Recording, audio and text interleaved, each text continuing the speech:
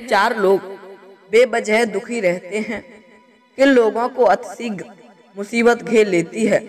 नमस्कार, जय श्री राधे, जय श्री कृष्णा। दोस्तों, आज की कहानी बड़ी ही इंटरेस्टिंग और मोटिवेशनल है। मैं आपको यकीन दिलाता हूँ, विश्वास दिलाता हूँ, यदि आपने इस कहानी को ठीक ढंग से समझ लिया तो आप कभी दुखी नहीं रहोगे। दोस्तों, पहले बात करते हैं कौन से लोग बेवजह दुखी रहते हैं। वैसे कहा गया है कि दुखी रहने की कोई ना कोई वजह तो होती है, पर बिना वजह दुखी कौन रहता है। दोस्तों, पहले सुनते हैं यह छोटी सी कहानी। कहानी छोटी जरूर है, पर मैसेज बहुत बड़ा है। मित्रों, एक समय की बात है। एक यात्री पैदल सफर कर रहा था। उसकी मंजिल कुछ दूर थी, पर वह चलते चलते बहुत थक गया था।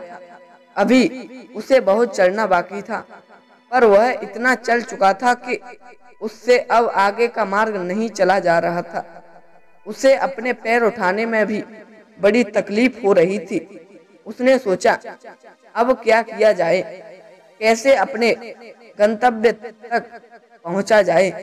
चलते चलते वह एक गांव में पहुंचा। उस गांव में घोड़े वाला रहता था।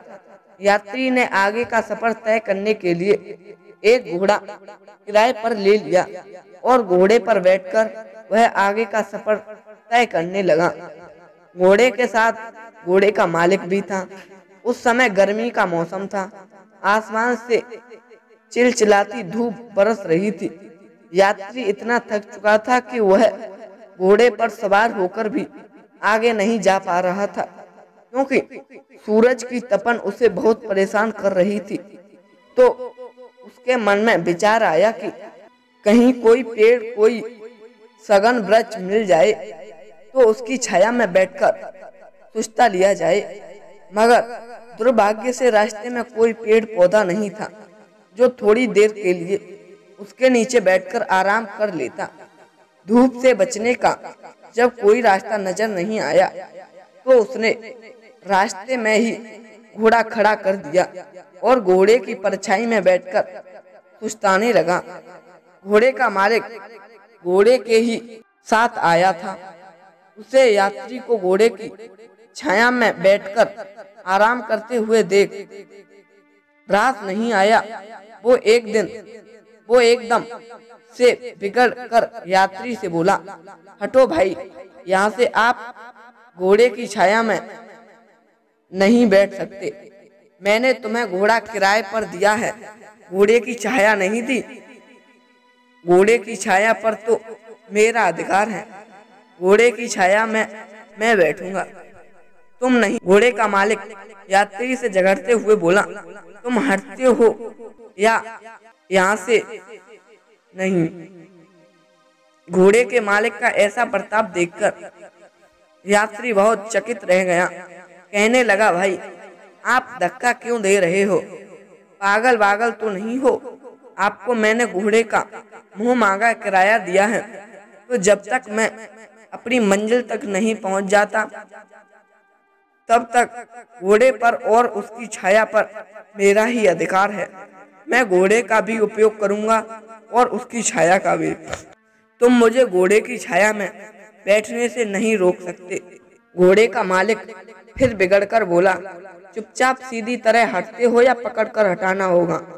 आपने घोड़ा किराए पर लिया है, उसकी छाया नहीं ली, तो मैं घोड़े की छाया में आपको क्यों बैठने दूंगा?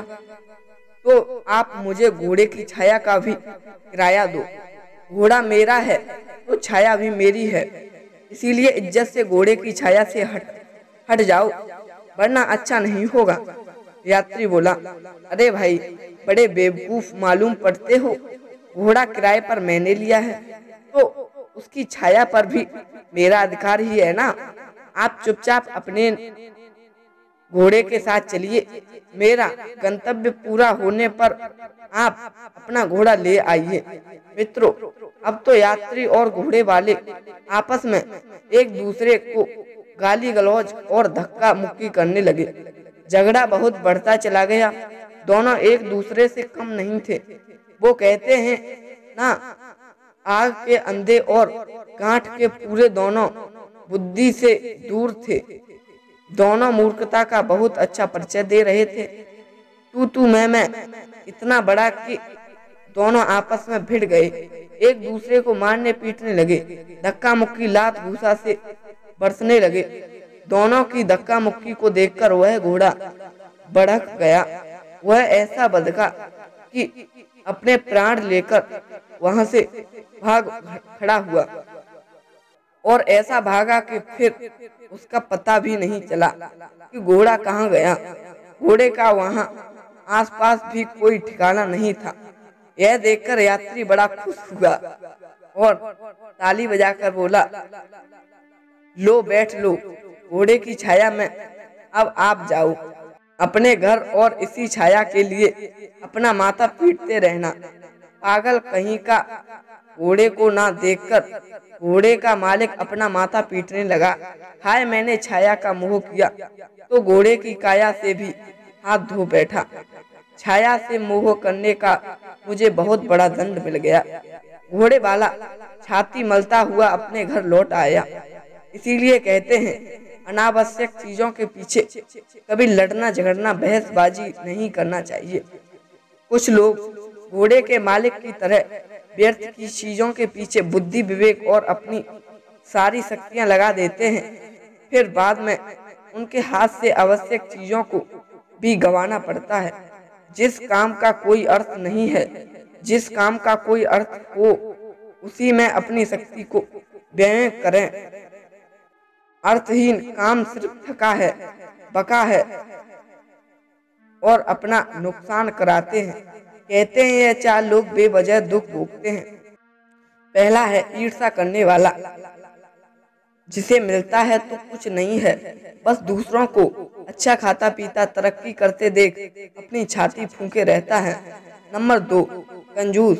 कंजूस आदमी अपनी कंजूसी के चलते सुखों से वंचित रहता है। वह कष्ट को सह लेगा पर धन को खर्च नहीं करेगा। तीसरा होता है आलसी। आलसी आदमी मन का हारा हुआ होता है। उसके पास सब कुछ होता है, फिर भी वह अपने आलस के चलते उन्हें भोग नहीं पाता, ना अपनी उन्नति कर पाता है और ना विपत्तियों से अपना बचाव कर पाता है। जानबूझकर वह विपत्ति में पड़ता रहता है। कहते हैं आलसी की मदद भी नहीं करना चाहिए, मदद करके भी हम आलसी को मौत के मुंह में धकेल हैं। चौथा होता है मूर्ख।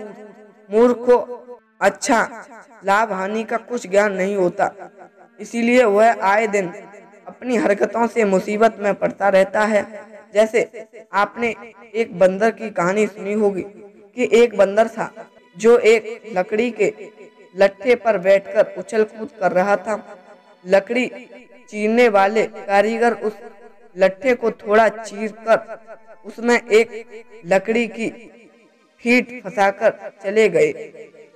बंदर को नहीं पता था कि वो लकड़ी की फीट निकाल देने पर लट्ठा फिर जुड़ जाएगा। बंदर की पूंछ लटक कर उस चिरे हुए लट्ठे के बीच में फंस गई।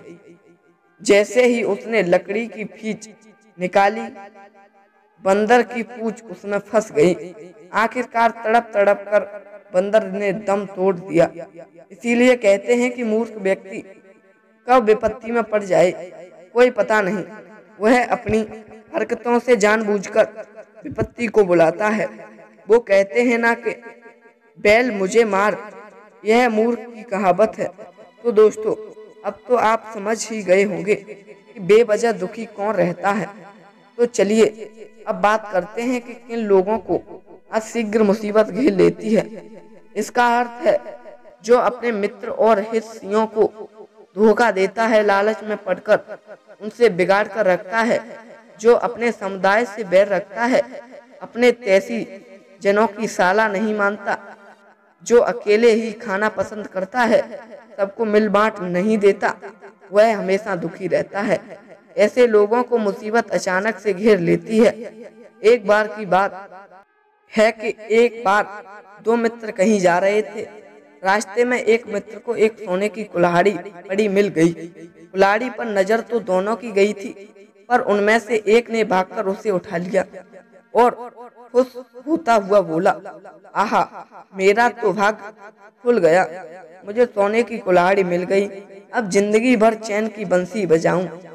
दूसरा मित्र बोला, ऐसी बातें करते हो, कुल्हाड़ी तो हम दोनों ने देखी है और इस पर दोनों का ही अधिकार है।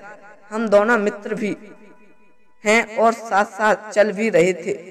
तो पहला बाला हंसकर बोला, वाह भाई वाह, कुल्हाड़ी मिली तो मुझे, और आप मुफ्त में हिस्सेदारी बनाना चाहते हो। कुल्हाड़ी मैंने उठाई है, इसीलिए कुल्हाड़ी मेरी है।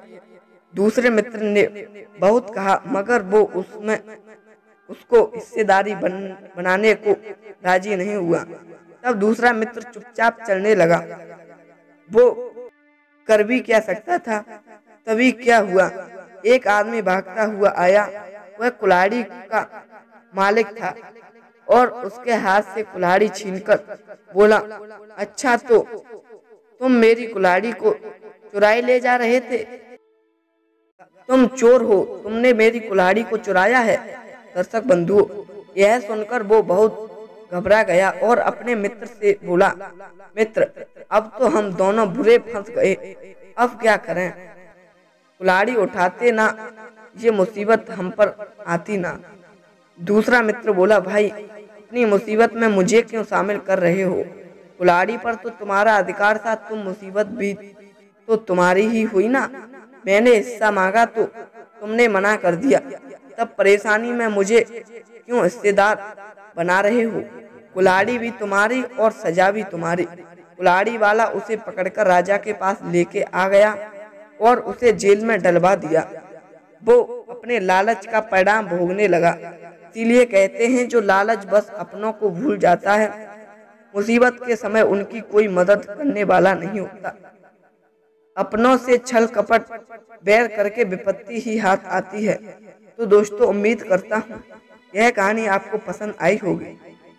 यदि पसंद आई है तो चैनल को सब्सक्राइब करें और ऐसी ही नई नई कहानियाँ इस पर आती रहेगी। दोस्तों, अब फिर मिलेंगे ऐसी ही नई कहानी के साथ। तब तक के लिए सभी भक्तों को जय श्री राधे, जय श्री कृष्णा, जय हिंद।